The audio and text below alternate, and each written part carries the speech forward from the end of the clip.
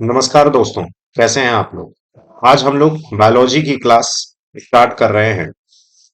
तो आज हम लोग तंत्रिका तंत्र भाग 4 को पढ़ेंगे।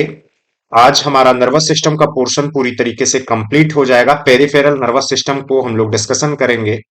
ये बायोलॉजी की क्लास 18 है और ये बाइलिंगुअल क्लास होगी, दोनों भाषाओं में होगी। साथियों, यदि आपको पीडीएफ चाहिए तो इस नंबर पर आप व्हाट्सएप करके पूरा का पूरा पीडीएफ बाइलिंगुअल मंगा सकते हैं। ये क्लास 18 है। इससे पहले जो 17 क्लासें हुई हैं वो यूट्यूब पर फ्री अवेलेबल है। आप वहां पर अपनी नॉलेज एनहांस कर सकते हैं। तो चलिए हम लोग चलते हैं, आगे बढ़ते हैं। साथियों, पिछली क्लास में हम लोग नर्वस सिस्टम पढ़ रहे थे और हम जान रहे हैं वह तंत्र जो सोचने, समझने, स्मरण रखने के साथ ही शरीर के विभिन्न अंगों के कार्यों को सामंजस्य संतुलन स्थापित करने का काम करता है, तंत्रिका तंत्र कहलाता है। The system which help in thinking, understanding, remembering as well as establishing harmony and balance in the function of various part of the body is called as nervous system।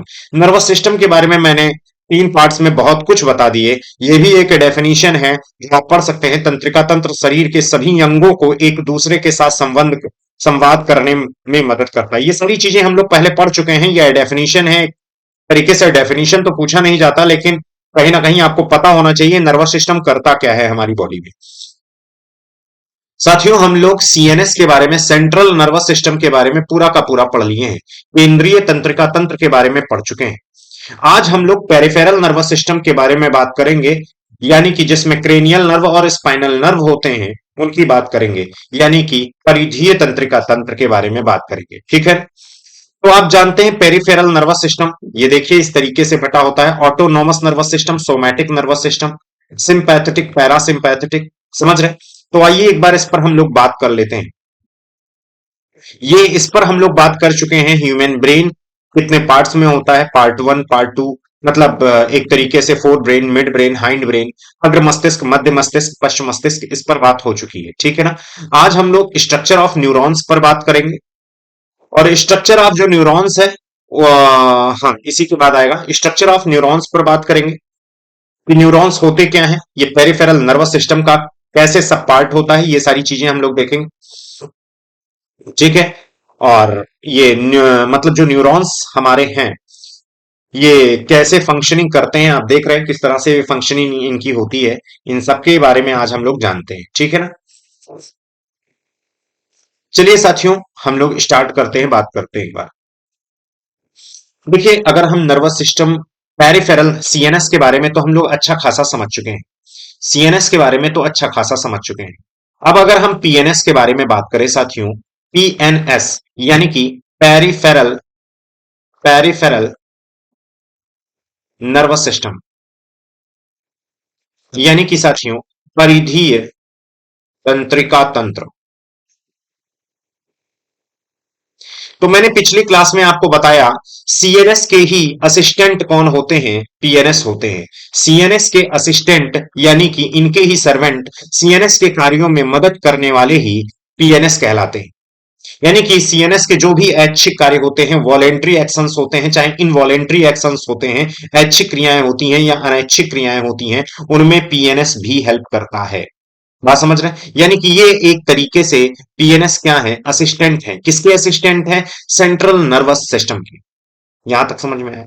और साथियों, ये पीएनएस बटा किस में बटा होता है, तो देखिए जब हम नर्व के बेस पर बात करते हैं, नर्व के बेस पर, ठीक है, तंत्रिका तंत्रिका के आधार पर जब हम बात करते हैं, तंत्रिका के आधार पर, और दूसरा होता है कार्य के आधार पर, on the basis of work.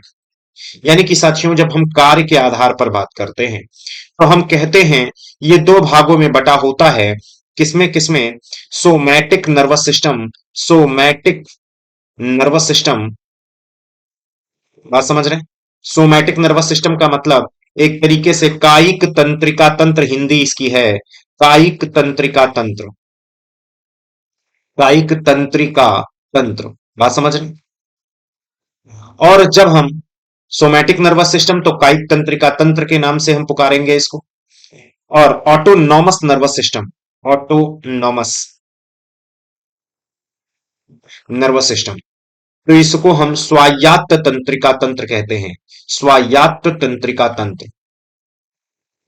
तंत्रिका तंत्र। बात समझ रहे हैं? स्वायत्त तंत्रिका तंत्र। साथियों, ये कौन सा एक्शन करता है? अगर हम सही से देखें कि ये कौन सा एक्शन करता है, तो पता चलता है इनवॉल्यूंट्री इनवॉलेंट्री एक्शंस करते हैं ये, यानी कि एक तरीके से अनैच्छिक क्रियाएं करते हैं। अनैच्छिक क्रियाएं जो हमारी इच्छा पर निर्भर नहीं रहती। अनैच्छिक क्रियाएं। अब आप कहोगे सर अनैच्छिक क्रियाएं आपने तो शायद मुझे सीएनएस में बताया था। तो मैंने क्या कहा यार, सीएनएस के ही तो असिस्टेंट हैं ये ऑटोनोमस, मतलब ये पीएनएस पूरा सीएनएस का ही तो असिस्टेंट है।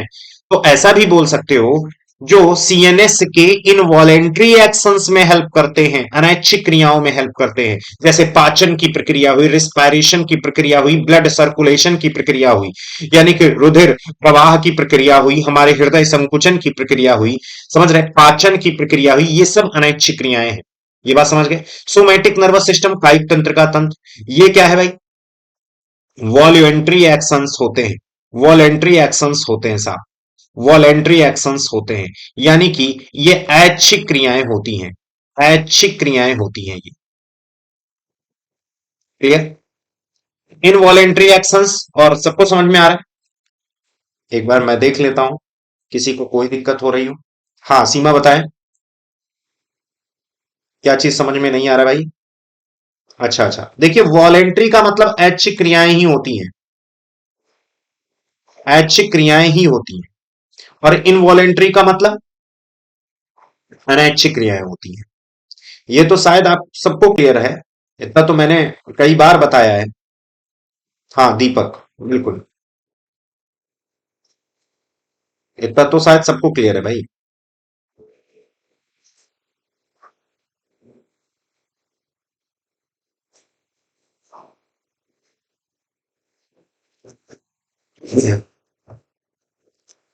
हाँ, स्पेलिंग थोड़ा सा देख लीजिएगा। वॉल एंट्री है VOLUNTARY, UN, VOLUNTARY, यहां थोड़ा सा स्पेलिंग मैं जरा देख लेता हूं, इरेज कर दे रहा हूं।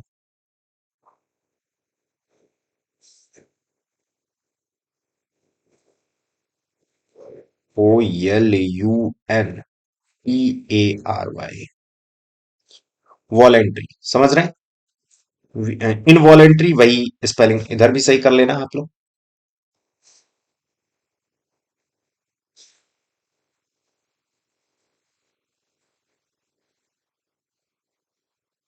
हाँ, इनवॉलेंट्री एक्शन से होती हैं।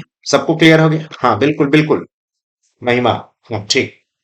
Autonomous nervous system, involuntary actions, और ये वॉलेंट्री एक्शंस ऐच्छिक क्रियाएं होती हैं, अनैच्छिक क्रियाएं होती हैं। तो आप समझ गए। आप देख रहे हैं सोमैटिक नर्वस सिस्टम सभी ऐच्छिक क्रियाएं को करता है। जब हम कार्य के आधार पर बांटते हैं तो वॉलेंट्री एक्शन, यानी कि जो हमारे सीएनएस के वॉलेंट्री एक्शंस होते हैं, ऐच्छिक क्रियाएं होती हैं, उनमें हेल्प कौन करता है? Somatic nervous system. और जो हमारे सीएनएस के अनैच्छिक क्रियाएं करती, मतलब जो हमारा सीएनएस अनैच्छिक क्रियाओं को करता है, उनमें हेल्प कौन करता है? Autonomous nervous system. क्लियर? स्वायत्त तंत्रिका तंत्र करता है। और साथियों, ये जो ऑटोनॉमस नर्वस सिस्टम है, ये भी दो भागों में बटा है। ऑटोनॉमस नर्वस सिस्टम भी दो भागों में बटा है। कैसे कैसे? बेटा देखो, ऑटोनॉमस की जब हम बात करते हैं, ऑटोनॉमस यानी कि एक तरीके से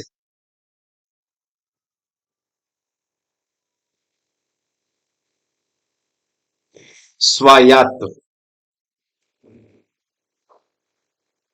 तंत्रिका तंत्र।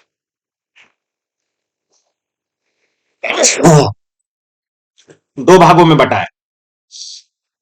कौन कौन से भाई? सिंपैथेटिक, सिंपैथेटिक और पैरासिम्पैथेटिक।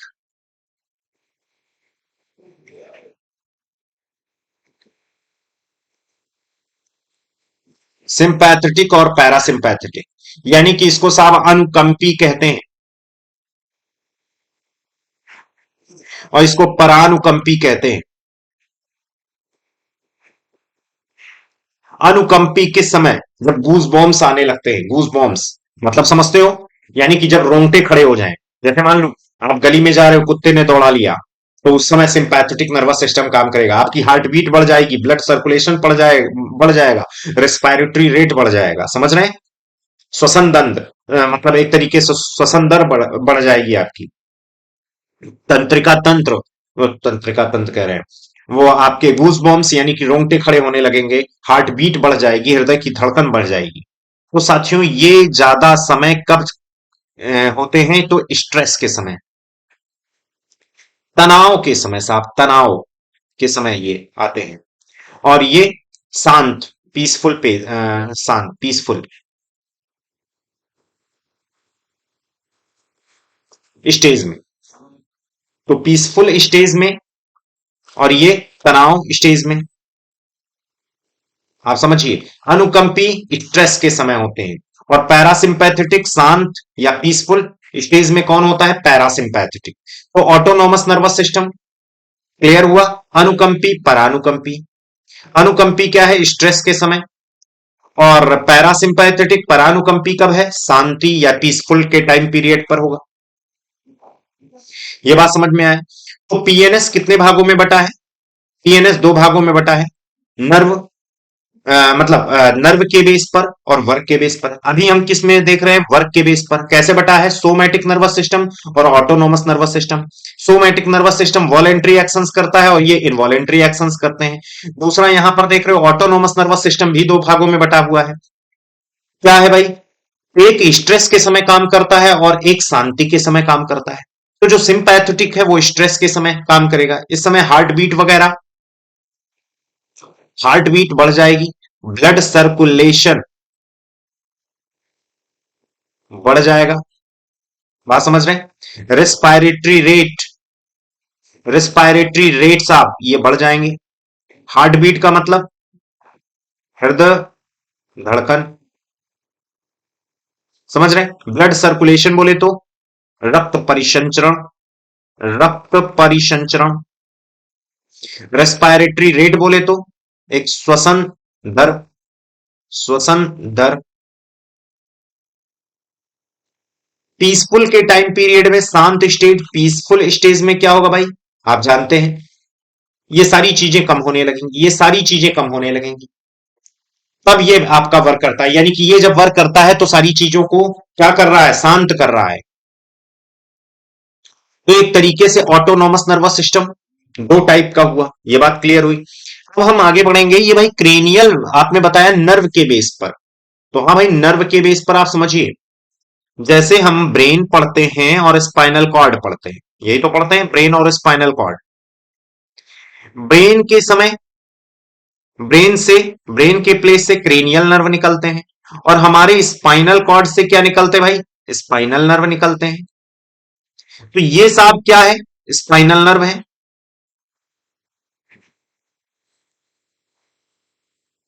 और ये क्या है भाई? Cranial nerve. हिंदी क्या होगी भाई? कपालीय तंत्रिकाएं।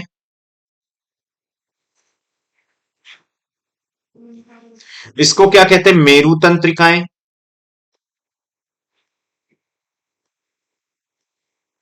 मेरु तंत्रिकाएं। तो कपालीय तंत्रिकाएं और मेरु तंत्रिकाएं, तंत्रिकाएं क्या होती हैं साहब? तंत्रिकाएं, नर्व क्या होते हैं बेटा? नर्व नर्व सेल से मिलकर बने होते हैं। नर्व किससे मिलकर बनते हैं? नर्व सेल से। सर नर्व सेल्स क्या होता है? अब कई लोगों के क्वेश्चंस होंगे, सर नर्व सेल्स क्या होता है भाई? ये तो आपको क्लियर हो गया। जो तंत्रिकाएं होती हैं वो नर्व से मिलकर बनती हैं। बेटा ऐसा समझिए, शरीर की सबसे, ये देख रहे हो बगल में आपकी जो इधर से कीड़े के नुमा स्ट्रक्चर इसका है, वॉर्म जैसा स्ट्रक्चर है, कीड़े नुमा स्ट्रक्चर, ये असल में तंत्रिकाएं ही हैं।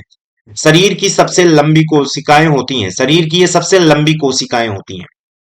अब कमेंट में आप बताइए मुझे, शरीर की सबसे छोटी कोशिका किसकी होती है? कौन सी होती है? ये शरीर की सबसे लंबी कोशिकाएं होती हैं, समझ रहे हैं?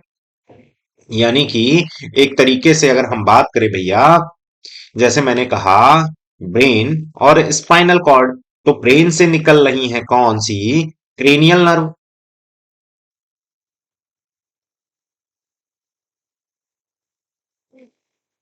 यानी कि ये कपालीय तंत्रिकाएं हैं।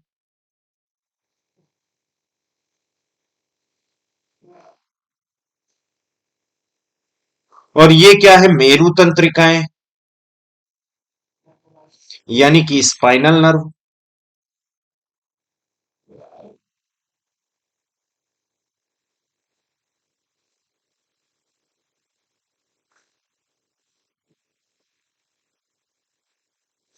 ये कैसी होती है? ये बेटा 31 पेयर है। और ये कितनी है? 12 पेयर है। मैंने क्या कहा कि जो नर्व होती है वो किससे मिलकर बनी है भैया? नर्व सेल से मिलकर बनी।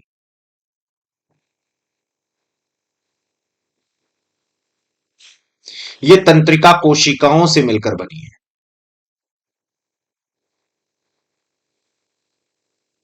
बहुत सारी तंत्रिका कोशिकाएं आपस में मिल जाती हैं तो क्या बनाती हैं भैया? नर्व बनाती हैं। समझ रहे हैं?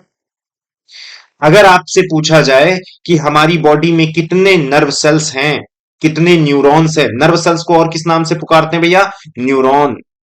कितने न्यूरॉन हैं? तो वैज्ञानिकों के शोध के हिसाब से अप्रोक्सीमेटली 86 बिलियन।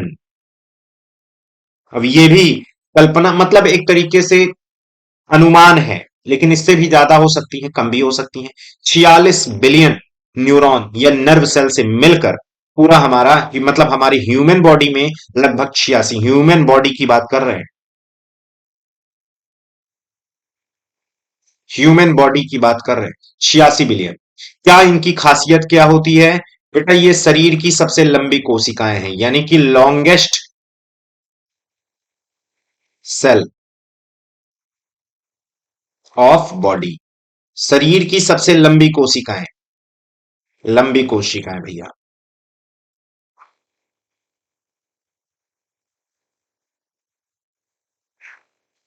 बात समझ में? Longest cell. दूसरा, लो मतलब least regeneration power, regeneration power. Least regeneration मतलब इनकी पुनरुद्भवन, यानी कि निर्माण होने की, जैसे सेल छिपकली की पूंछ होती है, कट जाती है, तुरंत फिर से जमने लगती है। समझ रहे हैं? हमारे लीवर की जो कुफुर सेल्स हैं, कुफुर सेल्स हैं, समझ रहे हैं, वो बहुत तेजी से रीजनरेट होती हैं। ऐसे लीस्ट रीजनरेशन पावर, जबकि हमारी नर्व सेल्स एक बार डैमेज हो जाएं तो जल्दी से रिकवर नहीं होती। ये समझ रहे हैं? मतलब इसको क्या लिख सकते हो? अत्यधिक कम पुनरुद्भवन की क्षमता, पुनरुद्भवन की क्षमता, अत्यंत कम पुनरुद्भवन की क्षमता होती है, लीस्ट रीजनरेशन पावर होती है। कितनी बॉडी होती है हमारी ह्यूमन बॉडी में? 86 बिलियन लगभग के अप्रोक्सीमेटली। कितने हैं? 86 बिलियन नर्व सेल्स या न्यूरॉन। सर इनका स्ट्रक्चर आइए दिखाते हैं बेटा। यहां पर अगर आप देख सकते हैं, ये देखिए, ये देख रहे हैं आप, ये एक न्यूरॉन है, एक न्यूरॉन की संरचना है। इसमें आप देख रहे हैं, यहां मेन सेल, सेल बॉडी पाई जा रही है, ये वाली पूरा का पूरा अंग सेल बॉडी है। समझ रहे हैं? इसमें न्यूक्लियस है, डेंड्रॉइड्स इसके आसपास लगे हैं, जैसे वृक्ष जैसे जो इनकी शाखाएं हैं, डेंड्रॉइड्स हैं। और ये देखिए सूचनाओं का इंपल्स, ये देखिए जो लाइट चल रही है इसमें, ये एक तरीके से इंफॉर्मेशंस हैं, इंफॉर्मेशंस हैं। ये पूरी की पूरी बॉडी, यहां से यहां तक जो ये पूरी की पूरी बॉडी आप देख रहे हैं, जहां तक हम कर्सर लेके जा रहे हैं, ये पूरी की पूरी बॉडी एक्सॉन कहलाती है। ये बात समझ रहे हैं? एक्सॉन के नाम से। इनके ऊपर माइलिन सीथ होती है, स्वान सेल्स होती हैं, अभी और अच्छे से बताएंगे।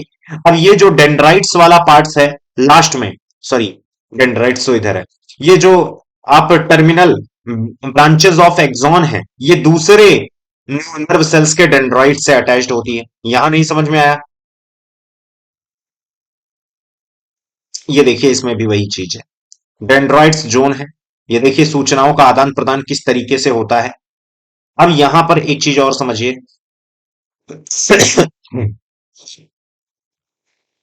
ये देखिए सबसे अच्छा ये समझ में आएगा आपको। ये देखिए, ये जो पूरी की पूरी संरचना, ये पूरी की पूरी, ये यहां से यहां तक जो मैं कर्सर लेके जा रहा हूं, ये एक्सॉन है। इस एक्सॉन के ऊपर क्या पाई जाती है? स्वान सेल पाई, सॉरी माइलिन सीथ पाई जाती है। इन माइलिन सीथ में अंदर स्वान सेल्स होती हैं। ठीक है। और ये आप देख रहे हो, ये पूरा का पूरा जो टर्मिनल, एक तरीके से ये पूरा की पूरी ये है, इसे न्यूक्लियस, ये डेंड्राइट्स, ये पूरी की पूरी बॉडी जो आप देख रहे हैं ये वाली, मतलब यहां से एक तरीके से इनके डेंड्राइट्स वाला पोर्शन छोड़ दो, डेंड्राइट्स जो ब्रांचेस हैं उनको छोड़ दो, और पूरी की पूरी बॉडी एक्सॉन है। समझ रहे हैं? ये ऊपर इधर चौड़ी हो गई है, और सबसे मतलब इसकी जो ब्रांचेस निकली हैं एक्सॉन के टर्मिनल पर, यहां पर ये देख रहे हो भाई, इसका एक्सॉन यहां पर और ज्यादा चौड़ा हो गया है। और एक्सॉन चौड़ा हो गया तो इसके मतलब इसके टर्मिनल पॉइंट पर डेंड्राइट्स लगे हुए हैं। ये बात समझ रहे हैं? और इसकी पूंछ वाली भाग देखो, नर्व एंडिंग है। जानते हो क्या होता है? ये जो नर्व एंडिंग आप देख रहे हैं, एक मिनट, ये नर्व एंडिंग आप देख रहे हैं, इससे दूसरे डेंड्राइट्स जुड़े होते हैं, दूसरे नर्व सेल्स के डेंड्राइट्स जुड़े होते हैं। इस तरीके से लंबी श्रृंखला बन जाती है। लंबी श्रृंखला, जैसे मान लो ये बनी क्या, एक्सॉन टर्म, मतलब एक्सॉन का सबसे चौड़ा वाला भाग, ये एक्सॉन है पूरी की पूरी, और ये इसके एक्सॉन टर्मिनल है। फिर यहां पर क्या होगा, दूसरे नर्व सेल्स के डेंड्राइड जुड़ जाएंगे, और फिर ये एक्सॉन, और ये एक्सॉन टर्मिनल। समझ रहे हैं? यहां पर देखिए डेंड्राइड्स जुड़ गए, फिर ये टर्मिनल, और ऐसे फिर इससे दूसरे सेल के, दूसरे नर्व सेल्स के डेंड्राइड जुड़ जाएंगे, और फिर ये संरचना ऐसे ही ये पूरी की पूरी शरीर में फैली हुई है, सूचनाओं का आदान प्रदान करती है, इंफॉर्मेशंस को एक तरीके से न्यूरो के रूप में लेकर चलती है। ये देख लीजिए सूचनाएं किस तरीके से लेके जा रही है भाई। ये देखिए सूचनाएं आई, ये देखिए आप, ये इस तरीके से न्यूरो की मदद से ये चलती है। अब ये नर्व सेल्स की बात करें तो हमें बहुत डिटेल में नहीं पढ़ना है, क्योंकि हम नीट की तैयारी नहीं कर रहे हैं बेटा। समझ रहे हैं? यहां हमारे पीसीएस स्तर तक के, सीडीएस स्तर तक के, एसएससी स्तर तक के, या यूपीएससी के जो क्वेश्चंस बनते हैं, हम उसके पॉइंट ऑफ व्यू से आपको साइंस पढ़ा रहे हैं। कई लोग अगर इसलिए आए हों कि हम नीट की तैयारी करेंगे, तो बेटा यहां फाउंडेशन बन जाएगा, लेकिन नीट में इससे भी डीप क्वेश्चंस आते हैं। हाँ, डीप पढ़ना है तो ज्योग्राफी पढ़िए, डीप पढ़ना है तो हिस्ट्री पढ़िए, डीप पढ़ना है तो पॉलिटी पढ़ सकते हैं। समझ रहे हैं? लेकिन साइंस, जब हमारा बैकग्राउंड, मतलब एक तरीके से जब हमारे साइंस जीएस के पॉइंट ऑफ व्यू से साइंस पढ़ा जाता है, तो इसमें हम नॉर्मल जनरल साइंस पढ़ते हैं। ये बात समझ रहे हैं? या साइंस टेक पढ़ सकते हैं, इससे ज्यादा इसकी जरूरत नहीं है। हाँ, 11th का फाउंडेशन की आपको जरूरत होती है, जो कि मैं आपको बता दे रहा हूं। इससे डीप क्वेश्चन आप देखिए, अपने क्वेश्चंस पेपर जो भी आप एग्जाम देते हैं, क्वेश्चन पेपर देखिए, उस आधार पर यहां पढ़िए। यहां नीट का फाउंडेशन तैयार किया जा सकता है, नीट नहीं पढ़ाया जा सकता। ये बात समझ पा रहे हो कि नहीं? ये जीएस के पॉइंट ऑफ व्यू से आपको मैं टीच कर रहा हूं। चलिए, तो ये बात समझ गए, सूचनाओं का आदान प्रदान करने के लिए सबसे लॉन्गेस्ट सेल्स होती हैं। तो भाई यहां पर हमने क्या बात किया, न्यूरॉन्स होते क्या है? तो न्यूरॉन्स देख लीजिए, यहां पर वही बात लिखी है, मस्तिष्क व तंत्रिका तंत्र की मूलभूत इकाई है भैया। यानी कि जैसे हमारी बॉडी सेल से मिलकर बनी है, वैसे ब्रेन की सबसे छोटी सेल न्यूरॉन्स होते हैं, या नर्व सेल्स होते हैं। कोशिकाएं बाहरी दुनिया से बाहरी दुनिया का मतलब जो हमारे शरीर के बाहरी पार्ट हैं, बाहरी दुनिया से संवेदी इनपुट प्राप्त करने, हमारी मांसपेशियों को मोटर कमांड भेजने, और हर जगह विद्युत संकेतों को बदलने को प्रसारित करने के लिए जिम्मेदार होते हैं। यानी कि कहने का आशय है, ये सूचनाओं का आदान प्रदान में प्रमुख भूमिका निभाते हैं।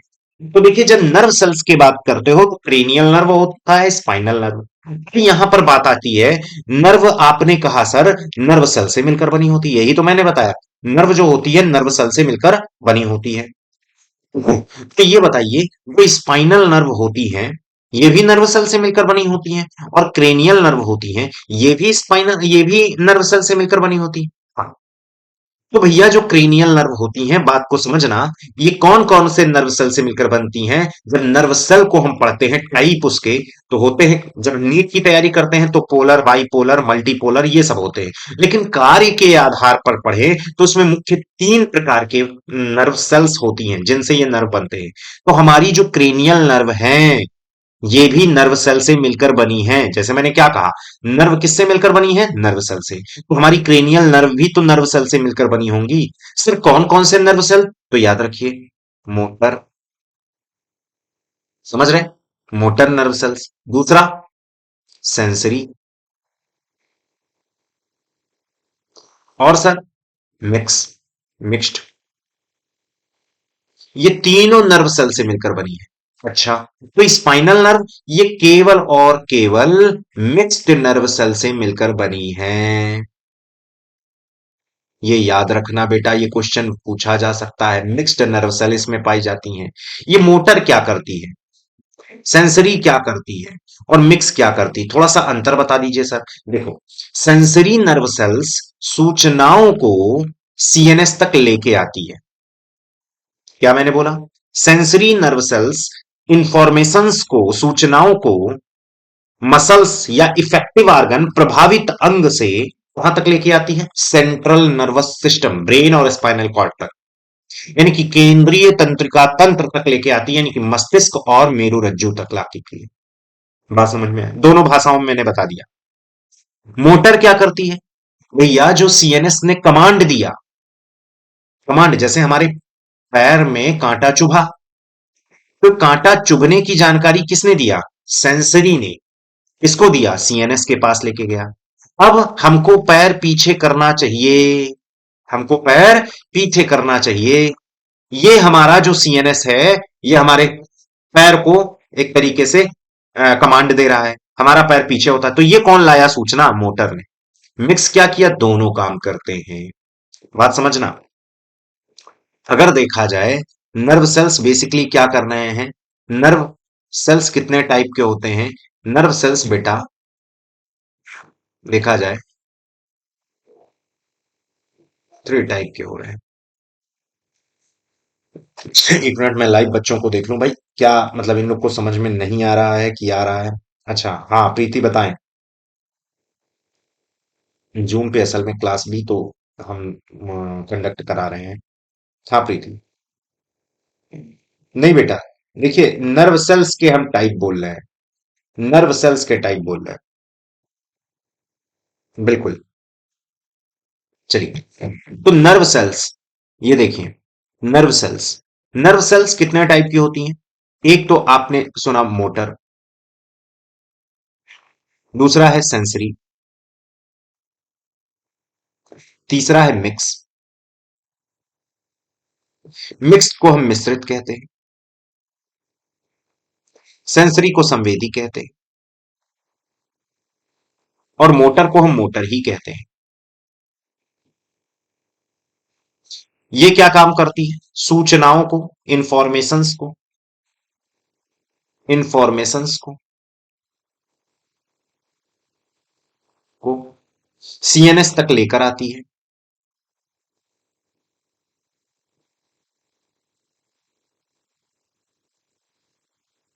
अब देखिए हिंदी मीडियम वाले, इंफॉर्मेशन मतलब सूचना होता है, सीएनएस मतलब केंद्रीय तंत्रिका तंत्र होता है। अब बहुत ज्यादा हिंदी मत लिखवाइए, इतना तो कर लीजिए, इंफॉर्मेशन सूचना, और सीएनएस मतलब केंद्रीय तंत्रिका तंत्र, यानी कि ब्रेन और स्पाइनल कॉर्ड, यानी कि मस्तिष्क और मेरुरज्जु। ठीक है ना? मोटर क्या कर रहा है? सीएनएस के कमांड को, सीएनएस के कमांड को प्रभावित अंग तक लेके आता है, प्रभावित अंग तक लेके आता है। मिश्रित सेंसरी और मोटर दोनों की तरह कार्य करता है, दोनों की तरह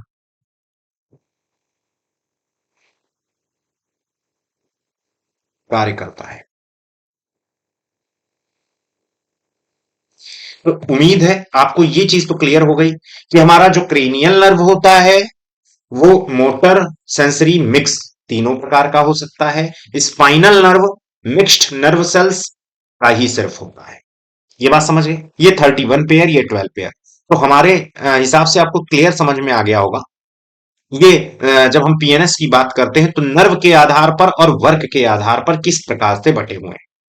तो ये साथियों, नर्वस सिस्टम पार्ट 4 भी कंप्लीट हुआ एक तरीके से। यहां तक आप क्वेश्चन कर लीजिए, मतलब यहां तक पहले पढ़ लीजिए, फिर जहां से हो नीट को छोड़कर आप कोई भी जीएस के पॉइंट ऑफ व्यू से, जो आप यूपीएससी लगाइए, आप सीडीएस एनडीए के पेपर दीजिए, चाहे आप यूपीपीसीएस में आने वाले साइंस की बात करें, चाहे एसएससी, चाहे लेखपाल, चाहे जिस एग्जाम के पॉइंट ऑफ व्यू से आप पढ़ना चाहें, जीएस जिसमें आता हो, जीएस के पॉइंट ऑफ व्यू से साइंस जिसको भी में पूछी जाती है, उसको आप नीट वगैरह छोड़ करके, ठीक है, एमएनएस, हाँ एमएनएस का फाउंडेशन यहां से क्रिएट हो जाएगा।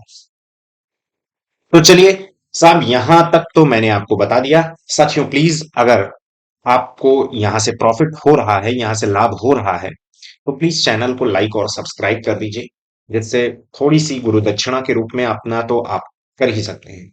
और बाकी तो मैं बोलता ही नहीं हूं कि आप करिए या ना करिए, लेकिन आपकी मर्जी। ठीक है क्लास, तो आज के लिए इतना ही। जय हिंद।